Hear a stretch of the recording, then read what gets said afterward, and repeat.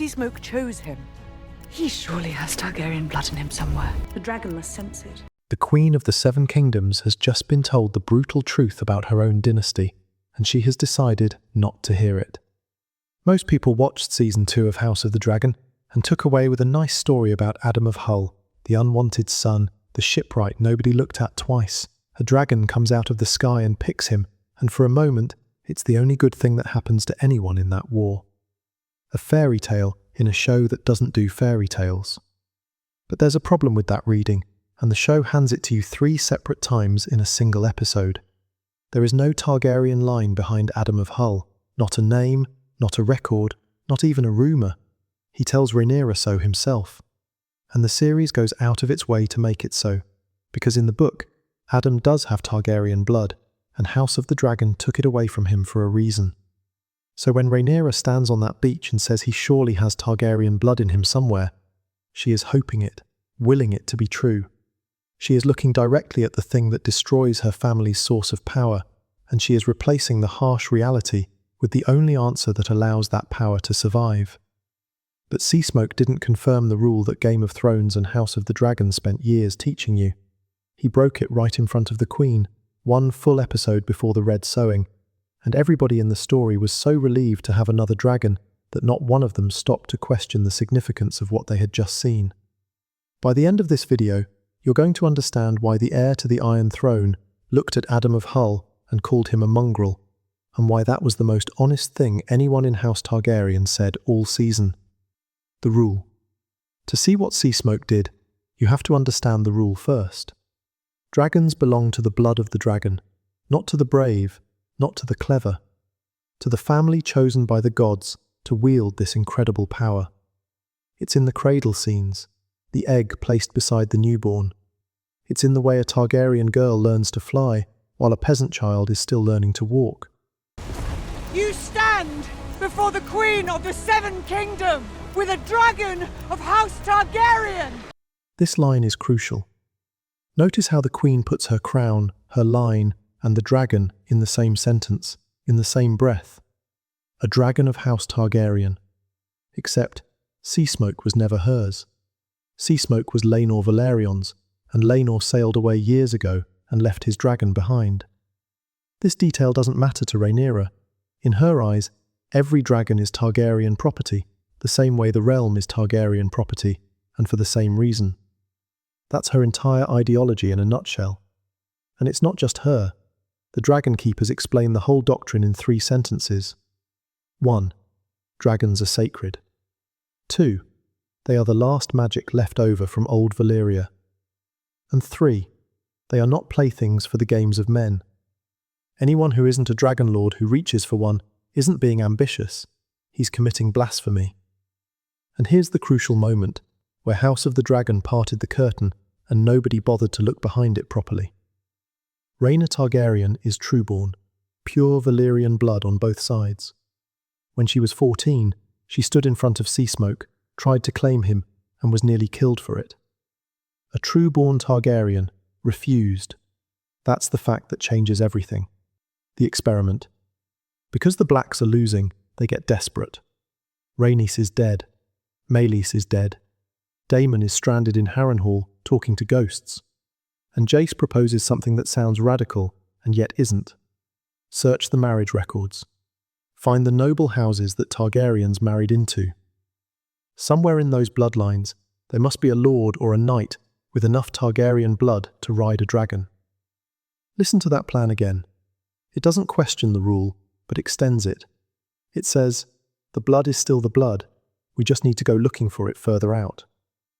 The best candidate in the realm is Ser Steffon Darklyn, Lord Commander of the Queensguard and heir to Dun Fort. He is a man whose great-great-grandmother was a Targaryen princess. According to the rule, to the entire ideology of Rhaenyra and the Dragon Keepers, Steffon is the closest thing the Seven Kingdoms has to a spare Targaryen. Watch how the show frames him. He says, I am but a man. The dragons are gods. That is a believer talking. He has the blood, he has the birth, and he still approaches the dragon as a mortal approaching an altar. Steffon understands that to claim a dragon, you must be prepared to die for it. And so it goes. Seasmoke burns him alive. Here's the part that people missed. What happened in that cave was an experiment.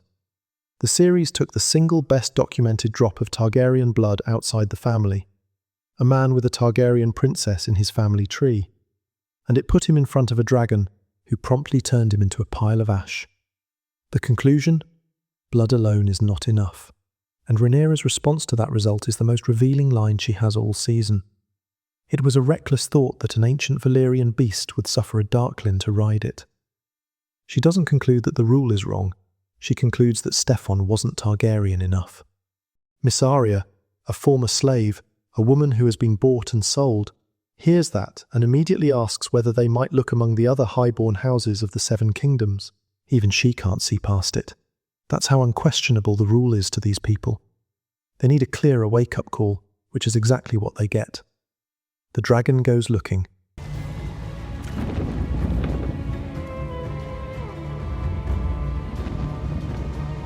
That's Season 2, Episode 2, 5 episodes before the concept of a dragon seed enters anyone's head.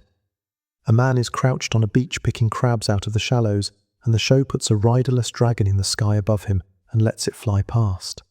Most people saw an establishing shot, but what we actually witnessed was Seasmoke finding his new rider and had already made the choice for him. And who is this rider? He's a shipwright. He fixes boats in the yards of House Velaryon, the richest house in Westeros. Consider that. Addam has no title, no land, no inheritance. He is, by the standards of the world he lives in, nothing. The rule exists so that men like Addam stay in the yards, and men like Steffon Darklyn get to reign with fire. Now pay attention to what happens next, because this is the moment the entire series pivots, and it happens without a single word of dialogue. There is no keeper, there is no queen, there is no plan, no ritual, no high Valyrian, no chanting in a cave. A dragon has just burned a knight alive and fled the Queen's Island. Now he crosses open water under his own power and goes hunting for a specific man. That's it. A dragon made a decision, and the oldest rule in this story stopped being applicable, and the only witness was a terrified man lying in the dirt with his arms over his head. The beach. When confronted by Rhaenyra, Addam doesn't claim anything. In fact, he apologizes. She tells him he kneels very fast for a man who has just been raised so high. She thinks she's talking to an opportunist, that this is a negotiation between relative equals. He tells her the truth, which she simply can't handle. This dragon came to me, not I to him. He is the only person in the entire story who describes the event correctly, and she does not listen. He says he may appear lowborn, but he knows a great deal about service, and if the gods are calling him to greater things, who is he to say no? He's reaching for the only explanation his world permits him, the gods, not blood. And then she asks him the question that could end her entire dynasty, and she asks it casually, the way you'd ask a stranger the time. What is your parentage? His mother was a shipwright. His father, he says, is no one of consequence. And when she asks him straight out whether there are any Targaryens back there anywhere, he tells her the plain truth of his life. We're not the sort of family to keep annals. There is no line. There is nothing to trace. The answer to her question is no, but she cannot accept that answer. Seasmoke chose him. He surely has Targaryen blood in him somewhere. The moment Addam claims Seasmoke, Rhaenyra decides she was right, that people with a little Targaryen blood somewhere in their lineage can ride dragons. She has watched her own theory be demolished, but chooses to believe in it anyway. And here is proof that this is deliberate from the writers, rather than careless. It never gives her the evidence. Our people are of old Valyria, but we are no dragonlords. I confess I knew little of your mother's heritage. That's the sea snake, the head of House Velaryon, the man who fathered Addam of Hull. And what he tells his other son is that their people are of old Valyria, but we are no dragonlords. That's the closest thing to an answer the series offers, and it's not much of an answer at all. Nobody in House of the Dragon can produce a single Targaryen ancestor for Addam of Hull, because there isn't one to produce. This is a significant change from the books. In Fire and Blood, Addam is the claimed bastard of Laenor Velaryon, which means Targaryen blood, straight down through Princess Rhaenys.